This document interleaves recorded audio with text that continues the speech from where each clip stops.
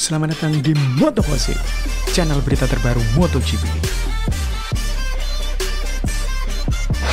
Analisa balapan Emilia Romagna GP. Gosip kali ini akan membahas tentang analisa balapan Emilia Romagna GP hari Minggu lalu. Pada balapan kali ini, Maverick Viñales mengukuhkan diri menjadi jawara Misano setelah start dari pole position. Ini adalah perkembangan signifikan bila dibandingkan dengan race San Marino GP, di mana Viñales hanya finish di posisi 6 padahal memulai balapan dari pole position. Masalah Viñales adalah ketika start dimulai dan motor dalam keadaan tangki bensin penuh dan ban masih fresh, dia selalu kesulitan mengembangkan kecepatan. Sehingga di awal-awal lap, dia tercacar di urutan tengah dan banyak pembalap berkerumun di sana. Hal ini membuat Viñales gagal mendapatkan ritme balapan yang ideal. Tetapi ketika lomba menyisakan seperempat balapan, motor dia kembali kompetitif dan ritme balapan kembali didapat, tetapi Viñales selalu gagal mendekat ke rombongan paling depan dan kemudian gagal mengamankan podium. Hal ini juga yang menjadi PR besar tim Yamaha, sehingga pada tes di hari Selasa di Misano, Yamaha membawa beberapa update komponen untuk membantu pembalap memperbaiki performanya. Hal ini sepertinya tidak sia-sia karena Viñales berhasil mendapatkan performa terbaiknya di balapan Emilia Romagna dan berhasil menjadi juara. Nampaknya Viñales sudah menemukan settingan yang tepat pada motornya dan mengemudi dengan riding style yang sesuai sehingga bisa menjadi yang tercepat di sirkuit ini. Pecco Bagnaia.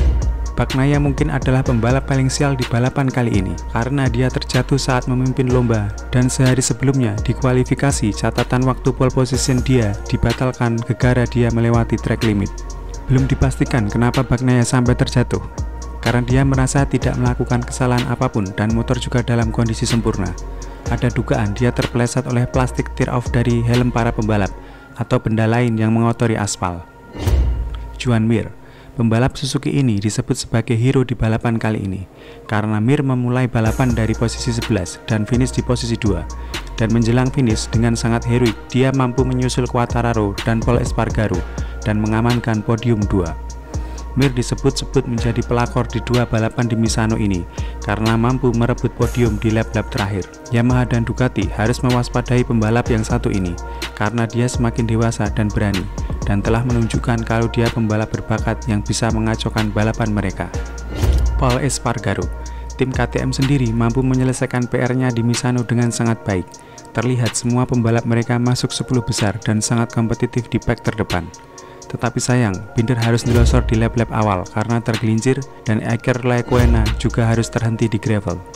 Tetapi Pol Espargaro mampu mengamankan podium 3 dan Oliveira secara brilian padahal dia start di urutan 15. Hal ini membuktikan KTM tidak hanya jago kandang tetapi juga bisa kompetitif di sirkuit yang kurang cocok dengan mesin V8. Fabio Quartararo. Di balapan kali ini Quartararo sebenarnya membalap dengan solid. Memulai start dari posisi 3, Taro mampu mempertahankannya sampai garis finish. Tetapi sayang, dia terkenal penalti 3 detik karena mengabaikan long lap penalti yang harus dia lakukan di lap terakhir.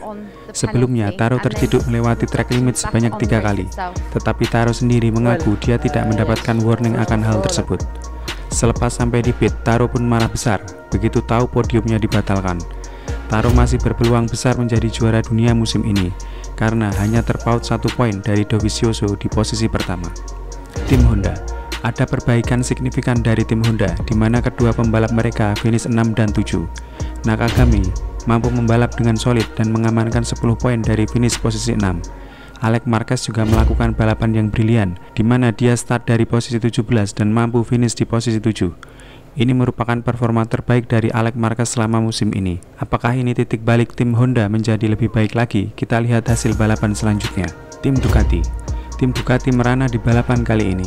Pembalap Pramac yang sangat agresif di pack terdepan, keduanya secara mengejutkan gagal finish. Sementara Bagnaia tergelincir di lap 21.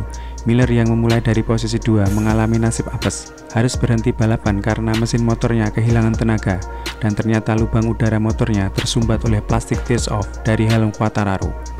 Hasil lebih mendingan diraih tim Factory Ducati, di mana Dovi finish 8 dan Petrucci posisi 10. Apabila Ducati tidak memperbaiki performanya, mereka bisa dilewati oleh Yamaha di klasemen pembalap atau bahkan terancam oleh Suzuki. Franco Morbidelli. Juara balapan Misano minggu lalu tidak lantas membuat Morbidelli kembali melejit di balapan Emilia Romagna ini. Morbidelli justru ketiban sial karena sempat tertabrak oleh Alex Espargaro di lap pertama. tetapi masih sedikit beruntung bisa kembali ke lintasan dan mengamankan posisi 9. Kegagalan di fase kualifikasi membuat Morbidelli harus start di posisi 8, di mana banyak pembalap berkerumun dan riskan terjadi tabrakan. Kalau Morbidelli ingin naik podium, dia harus mencoba memiliki posisi start yang lebih strategis, setidaknya di second row. Valentino Rossi pada balapan kali ini mengalami kesialan karena tergelincir jatuh di awal lomba. Dia sempat kembali ke trek, tetapi akhirnya harus kembali ke pit karena masalah teknis. Setelah balapan, Rossi mengaku tidak sengaja menekan tuas rem dan membuat motornya tergelincir. Sungguh memalukan memang, karena ini membuat dia gagal mengulang prestasi balapan minggu lalu dan gagal meraih podium yang ke-200. Para pembalap paling belakang ini beruntung karena kesemuanya mendapatkan poin, dikarenakan begitu banyak pembalap gagal finish. Mereka adalah Johann Zarco, Alex Rins, dan Bradley Smith. Sangat disayangkan karena sebenarnya Zarco dan Rins adalah pembalap kompetitif, tetapi sepertinya mereka kesulitan mendapatkan settingan motor yang pas di balapan ini. Klasemen terakhir menunjukkan persaingan menuju gelar juara dunia mengkerucut ke pembalap Ducati dan Yamaha. Dovi sementara masih memimpin klasemen dengan 84 poin, diikuti Quartararo dengan poin 83, sama dengan Vinales di posisi 3. Terlihat bahwa Vinales memiliki performa paling baik, kontras dengan Dovi yang justru lemah di 2 balapan terakhir. Apabila Vinales mampu mempertahankan performanya ini, bukan tidak mungkin dia akan memimpin klasemen sampai akhir musim. Dovi dan tim Ducati harus segera berbenah diri mempersiapkan Dovi dengan lebih baik. Capaian tim Pramac bisa menjadi gambaran potensi motor Ducati sebenarnya bisa menjadi yang terbaik. Dovi bisa sedikit merubah riding style seperti Bagnaia yang mampu memimpin balapan dengan mendominasi di Misano. Quartararo masih memiliki performa yang naik turun. Ini disebabkan karena tekanan mental yang dia alami.